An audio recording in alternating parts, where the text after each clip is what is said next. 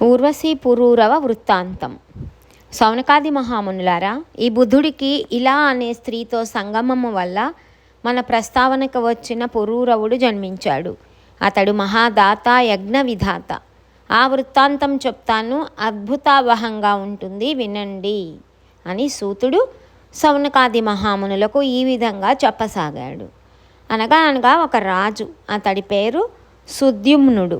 అతడు ఒకరోజు గుర్రం ఎక్కి వేటకు వెళ్ళాడు. మంది మార్బలం వెంట వెళ్ళింది. రకరకాల మృగాలను చంపుతూ అరణ్యమంతా అతలాకుతలం చేశాడు. బాగా అలసిపోయాడు. అంతలోకి ఆ మేరు పర్వత సమీపంలో ఒక అందమైన ఉద్యానవనం కనిపించింది. మందార తరువులు, అశోక వృక్షాలు, సాల, తాళ, తమాల, చంపక, పనస, ఆమ్ర, నీప, మధుక, భూజాలు, మాధవీలత మండపాలు, దాడిమ, నారికేళ, కదలి, ఫలభరిత భూమి జాతాలు, యూధిక, మాలతి, కుంద, పుష్పవల్లి పరిమళాలు, తుమ్మెదల ఝూంకారాలు, హంస, కారండవ, కోకిల, సుఖ, శారిక, కలకూజితాలు, కీచక ధ్వనులు, వెదురు పొదల్లో గాలి సవ్వడి, ఎవరో తీర్చిదిద్దినట్టున్న ఉద్యానవనం. సుద్యుమ్నుడు పరవశించిపోయాడు. సేవకులతో సహా ప్రవేశించాడు. ప్రవేశించటమే తడవుగా అందరూ ఆడవాళ్ళైపోయారు. గుర్రం కూడా ఆడగుర్రం అయిపోయింది. ఇదేమిటి భగవంతుడా అని లబో దిబోమన్నారు. ఆశ్చర్యపోయారు. కారణం ఏమిటో ఎవ్వరికీ ఏమీ తెలియలేదు. సుద్యుమ్నుడికి దుఃఖంతో పాటు సిగ్గు ముంచుకు వచ్చింది. ఏమి చెయ్యను?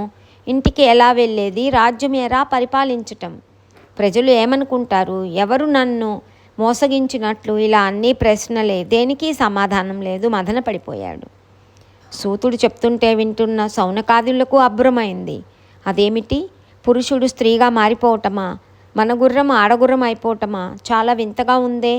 మగ గుర్రం ఆడగుర్రం అయిపోవటమా? చాలా వింతగా ఉందే. సుత మహర్షి, ఇది ఆ ఉద్యానవన మహత్యమంటావా, లేక అందులోకి ప్రవేశించి ఆ మహారాజు అసలు ఏం చేశాడు? వివరంగా చెప్పు మహానుభావా అన్నారు. మునిపుంగవులారా, మీ ఊహ నిజమే. అదంతా ఉద్యానవన మహత్యమే. అది చెప్తున్నాను, తెలుసుకోండి. ఒకప్పుడు పరమేశ్వరుని దర్శించటానికి సనక సనందనాది మహామునులు ఆ ఉద్యానవనానికి వచ్చారు.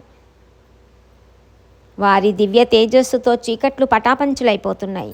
ఆ సమయంలో శంకరుడు పార్వతితో ఏకాంతం అనుభవిస్తున్నాడు. సనకాదులను చూసి ఆమె సిగ్గుతో వణికిపోయింది. దిగ్గున లేచి చీర చుట్టుకుంది. వణుకు తగ్గలేదు. స్థానువై నిలబడిపోయింది. ఋషులు పొరపాటు గ్రహించారు. వెంటనే నిష్క్రమించారు. నరనారాయణ ఆశ్రమానికి పరుగు తీశాడు. శివుడు పార్వతిని ఎంతగానో సముదాయించాడు. ఈ రోజు నుంచి ఏ పురుషుడైనా ఈ వనంలోకి ప్రవేశిస్తే స్త్రీగా మారిపోతాడని శాపం పెట్టాడు. అప్పటి నుంచి తెలిసిన వాళ్ళెవరూ ఆ వనంలోకి వెళ్ళరు. సుద్యుమ్నుడు ఇది తెలియక వెళ్ళాడు. స్త్రీగా మారిపోయాడు. అనుచరుల గతి అంతే అయింది. స్త్రీగా మారిపోయిన సుద్యుమ్నుడు ఆ వనం విడిచి యువతలకి వచ్చి అరణ్యంలోనే ఉండిపోయాడు. రాజ్యానికి వెళ్లేందుకు మనసొప్పలేదు.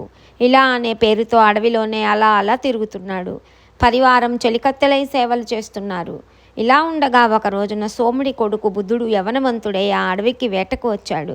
ఇలను చూశాడు. కన్ను చెదిరింది. మోహితుడయ్యాడు. హావభావాలు ఆకర్షించాయి. ఇలా కూడా అలాగే స్పందించింది. బుద్ధుణ్ణి పతిగా వరించింది. గాంధర్వ రీతిని వివాహం చేసుకున్నారు. పుత్రుడు కలిగాడు. పురూరవుడు అని నామకరణం చేశారు. ఇలకి అంటే సుద్యుమ్నుడికి మళ్ళీ దుఃఖం ముంచుకు వచ్చింది. ఏమిటి నా బతుకు ఇలా అయిపోయింది అనిపించింది. తమ కులగురు వశిష్ఠుణ్ణి స్మరించింది. ఆయన వచ్చాడు. దుర్దశకు జాలిపడ్డాడు. శంకరుణ్ణి ప్రార్థించాడు. సుద్యుమ్నుడి స్త్రీత్వాన్ని తొలగించమని అభ్యర్థించాడు. పూర్వం తాను పెట్టిన శాపానికి భంగం కలగకుండా మధ్య మార్గంగా శివుడు వరం ప్రసాదించాడు. ఈ సుద్యుమ్నుడు ఇక నుంచి 1 నెల పురుషుడిగా 1 నెల స్త్రీగా ఉంటాడు అన్నాడు. ఆ మాత్రానికే సంబరపడ్డ సుద్యుమ్నుడు పురుషుడిగా మారి రాజ్యానికి వెళ్ళాడు. వశిష్ఠుడి అనుగ్రహంతో పరిపాలన సాగిస్తున్నాడు. స్త్రీ రూపాన్ని పొందిన నెలనాళ్ళు రాజమందిరం విడిచి బయటికి రావటం లేదు. పురుషరూపం నెల్లాళ్ళు పరిపాలన చేస్తున్నాడు. నెలపాటు దర్శనం, నెలపాటు అదర్శనం. ప్రజలకు ఇది నచ్చలేదు. అయినా కాలం గడుస్తోంది. ఇది ఆగదు కదా. పురూరవుడు యవనంలోకి అడుగు పెట్టాడు. వెంటనే సుద్యుమ్నుడు రాజ్యం అతడికి అప్పగించేసి అడవులకు వెళ్ళిపోయాడు. నారదుడు ఉపదేశించిన నవాక్షర దేవి మహామంత్రాన్ని జపిస్తూ తీవ్రంగా తపస్సు చేశాడు. భవసాగర తారిణి శివాదేవికి అనుగ్రహం కలిగింది. సగుణాకారంలో సింహారూఢయై ప్రత్యక్షమైంది. వారుని పాన మదమత్తగా ఘూర్ణమాన నయనాలతో దివ్య రూపంలో భయద మనోహరంగా ఉంది. సింహారూఢ స్థిత చాగ్రే దివ్య రూపా మనోరమా వారుని పాన సమ్మత్త మదాఘూర్ణితలోచన. ఇలా దేవి సుద్యుమ్నుడు భక్తి ప్రపత్తులతో నమస్కరించి జగదంబికను స్తుతించింది.